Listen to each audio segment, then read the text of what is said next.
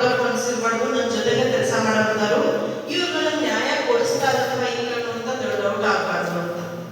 ಅವರಂತೂ committee member ಹೆಣ್ಮಕ್ಳ favour ಆಗಲೇ ಇರ್ತಾರೆ ಅಥವಾ ಗಂಡ್ಮಕ್ಳು ತಪ್ಪು ಮಾಡಿದ್ರೆ ಶಿಕ್ಷೆ ಕೊಡುವಂಥ ಒಂದು ವ್ಯವಸ್ಥೆನೂ ಇರ್ತದ.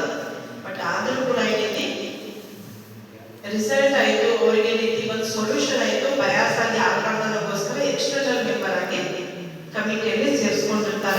ಯಾಕಂದ್ರೆ ಒಂದು ಸಮಸ್ಯೆಗೆ ಪರಿಹಾರ ಸಿಗಲಿ ಅಂತ.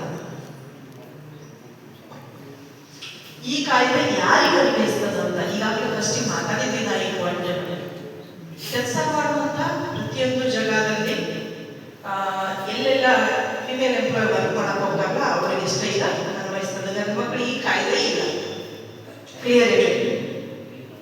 ಪಾಶ್ ಆಕ್ಟ್ ಅಂದ್ಬಿಟ್ಟು ಬರೀ ಫೀಮೇಲ್ ಎಂಪ್ಲಾಯಿಗೋಸ್ಕರ. ಕೆಲವೊಂದ್ಸಲ ಹಿಂಗೆ ಹೋಗ್ಬೋದಲ್ಲ, ನೀವೇನು ತಪ್ಪು ಮಾಡಿರೋದಿಲ್ಲ, ಹೆಣ್ಮಕ್ಳು ನಿಮ್ಮ ಮೇಲೆ ಸುಳ್ಳು ಕಂಪ್ಲೇಂಟ್ ಕೊಡ್ತಾರೆ.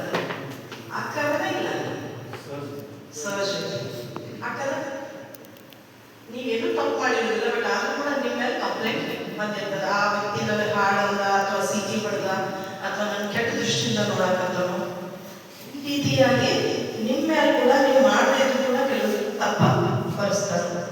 ಆಗಿರೋ ಎಕ್ಸಾಂಪಲ್ಸ್ ಅದಾವ.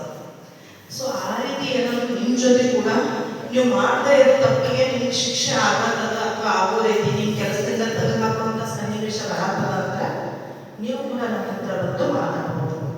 ನಿಮ್ದು ಕೇಳುವಂತ ಒಂದು ವ್ಯವಸ್ಥೆನ ನಾವು ಮಾಡಿದ್ದೀವಿ.